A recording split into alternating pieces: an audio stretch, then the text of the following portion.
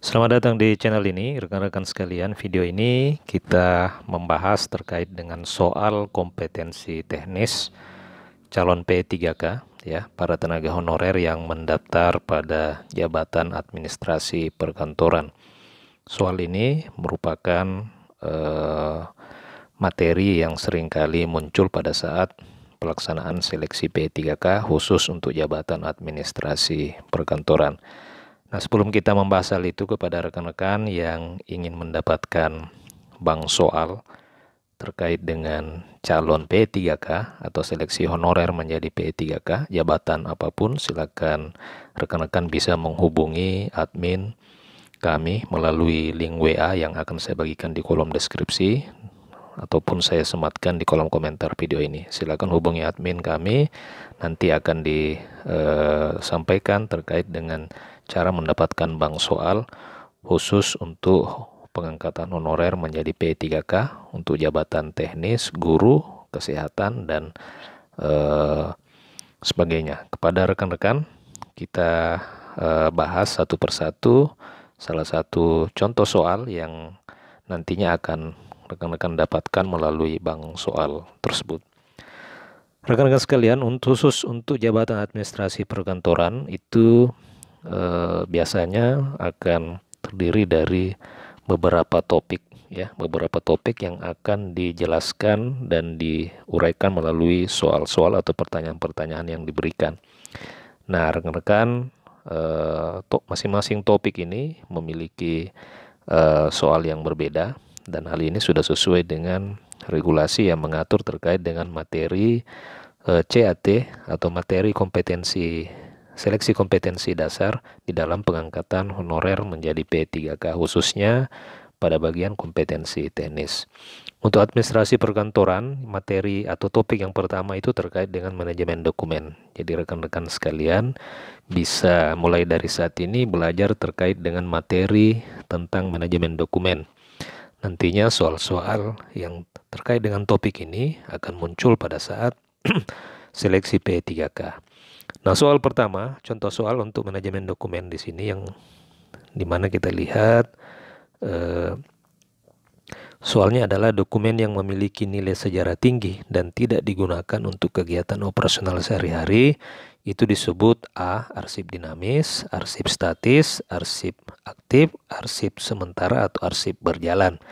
Nah, rekan-rekan bisa memilih salah satu kira-kira untuk dokumen yang memiliki nilai sejarah tinggi dan tidak digunakan dalam kegiatan operasional sehari-hari itu disebut apakah arsip dinamis atau arsip statis atau arsip aktif sementara berjalan. Dan jawabannya adalah B, artinya arsip statis. Nah, arsip statis sendiri ini merupakan arsip yang memiliki nilai guna yang lebih bersifat historis dan biasanya disimpan dalam jangka waktu yang lama. Rekan-rekan, khusus untuk jabatan administrasi perkantoran bisa mempelajari hal ini, ya, mempelajari hal ini. Nanti bank soal nanti akan disampaikan dan dijelaskan terkait dengan penjelasan apa itu arsip dinamis, statis, arsip aktif, dan arsip sementara, arsip berjalan. Biasanya untuk administrasi perkantoran itu jabatan yang bisa dilamar pada saat seleksi P3K adalah arsiparis, ya, jabatan fungsional arsiparis. Nah, kemudian di soal yang kedua terkait dengan tata usaha. Terkait dengan tata usaha, soalnya adalah di dalam penyusunan notulen rapat, hal yang paling penting untuk dicatat adalah nama-nama peserta rapat, waktu mulai dan selesai rapat, keputusan-keputusan yang diambil, pendapat masing-masing peserta, dan hambatan yang ditemui selama rapat. Kira-kira jawabannya apa? Tentu di sini sudah bisa kita tandai rekan-rekan bahwa di dalam penyusunan notulen rapat itu hal yang paling penting adalah keputusan yang diambil dalam rapat tersebut. Kemudian kita masuk ke materi selanjutnya, yakni komunikasi bisnis. Untuk komunikasi bisnis, ya, komunikasi bisnis soalnya adalah surat edaran yang ditujukan kepada seluruh karyawan di perusahaan sebaiknya menggunakan bahasa yang pertama formal lugas, yang kedua santai dan akrab, teknis dan spesifik, persuasif dan menarik, Jawabannya adalah surat edaran itu harus menggunakan bahasa yang formal dan lugas. Jadi seperti itu rekan-rekan. Pembahasannya di sini kita lihat surat edaran yang ditujukan untuk menyampaikan informasi penting kepada banyak orang, sehingga banyak bahasa yang digunakan harus jelas, mudah dipahami, dan bersifat umum. Jadi ini kuncinya, bahwa seluruh surat edaran ini adalah surat yang ditujukan untuk menyampaikan informasi penting ke banyak orang. Jadi sehingga surat itu harus menggunakan bahasa yang jelas, mudah dipahami, dan bersifat umum. Kemudian terkait dengan topik teknologi informasi, fungsi utama dari fitur track change pada aplikasi pengolah data adalah melindungi dokumen dari perubahan, membandingkan dua versi dokumen, mengotomatiskan pembuatan tabel, membuat indeks dokumen, dan mencari dan mengganti kata. Kita lihat di pembahasannya, fitur track change ini memungkinkan pengguna untuk melihat perubahan yang telah dilakukan pada suatu dokumen dan melacak siapa yang membuat perubahan tersebut. Jadi fitur track change berdasarkan pembahasan pada aplikasi pengolah kata itu berfungsi untuk membandingkan dua versi dokumen, ya, menggunakan untuk melihat perubahan yang telah dilakukan pada satu dokumen dan melacak siapa yang membuat perubahan tersebut. Jadi ini fitur yang berfungsi membandingkan dua versi dokumen, itu fitur track change. Kemudian dalam administrasi perkantoran juga ada topik terkait dengan materi layanan pelanggan, ya.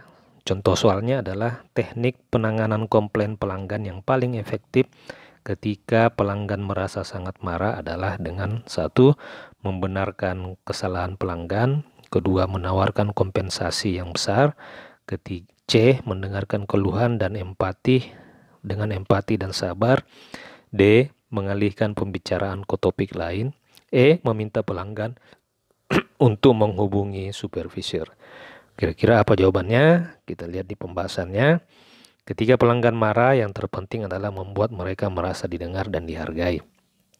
Sebenarnya ini adalah sikap yang harus kita ambil jika menemukan komplain atau ada komplain pelanggan. Jadi langkah seperti itu adalah dinilai menjadi langkah yang paling efektif, yakni mendengarkan keluhan dengan empati dan sabar. Jadi kita tidak bisa membenarkan kesalahan pelanggan, tidak bisa juga menawarkan kompensasi yang besar karena kebijakan ini mungkin akan dibuat oleh level pimpinan, kemudian mengalihkan pembicaraan ke topik lain, itu juga tidak boleh. Dan yang E, meminta pelanggan untuk menghubungi supervisor, ini kesannya lepas tangan. Jadi rekan-rekan, yang paling tepat adalah mendengarkan keluhan dengan empati dan sabar. Kemudian di administrasi perkantoran, ya, kompetensi teknis juga terdapat topik manajemen waktu, ya. Contoh soalnya adalah teknik manajemen waktu yang paling efektif untuk menghindari penundaan pekerjaan adalah: A. Membagi tugas menjadi bagian-bagian kecil, B. Membuat jadwal yang realistis dan mematuhinya, C. Bekerja terus-menerus tanpa istirahat, D. Menunda tugas yang tidak menyenangkan, E. Meminta bantuan orang lain untuk semua tugas. Jadi kita coba jawab, kira-kira jawabannya apa rekan-rekan sekalian? Ya, kita coba jawab dengan metode mencari yang salah terlebih dahulu atau metode perbandingan, ya. Caranya seperti ini kalau metode perbandingan. Teknik manajemen waktu yang paling efektif untuk menghindari penundaan pekerjaan: yang pertama, membagi tugas menjadi bagian-bagian kecil, membuat jadwal yang realistis dan mematuhinya. Jadi di sini ada manajemen waktu. Coba kita bandingkan antara jawaban A dengan jawaban B, ini mana yang lebih tepat? Kalau kita melihat teknik manajemen waktu, soalnya manajemen waktu tentu berkaitan dengan waktu. Antara A dengan B, yang jawaban yang berkaitan dengan waktu itu ada pada jawaban B, sehingga jawaban A ini kita salah, ya, keliru. Kemudian kita bandingkan kembali antara jawaban B dengan jawaban C. Kira-kira jawaban yang paling tepat mana? Membuat jadwal yang realistis dan mematuhinya atau bekerja terus-menerus tanpa istirahat. Tentu kita bisa menggugurkan jawaban C, ya. Jawaban kita bandingkan kembali jawaban B ke jawaban D. Mana yang lebih tepat? Membuat jadwal yang realistis ataukah menunda tugas yang menyenangkan? Menunda tugas yang tidak menyenangkan. Tentu jawaban D ini bisa gugur. Nah, kita bandingkan kembali antara jawaban B dengan jawaban E, ya, meminta bantuan orang lain untuk semua tugas. Tentu yang paling tepat adalah jawaban B, sehingga jawaban B ini merupakan jawaban dari pertanyaan teknik manajemen waktu yang paling efektif untuk menghindari penundaan pekerjaan adalah membuat jadwal yang realistis dan mematuhinya. Jadi itu adalah salah satu tips bagaimana caranya kita menjawab, artinya kita membandingkan antara jawaban A dengan jawaban B. Selanjutnya hasil perbandingan yang lebih tepat ini kita bandingkan kembali dengan ketiga jawaban di bawah. Nah rekan-rekan, untuk teknik manajemen waktu sendiri ini juga merupakan salah satu topik di dalam soal-soal kompetensi teknis untuk jabatan administrasi perkantoran.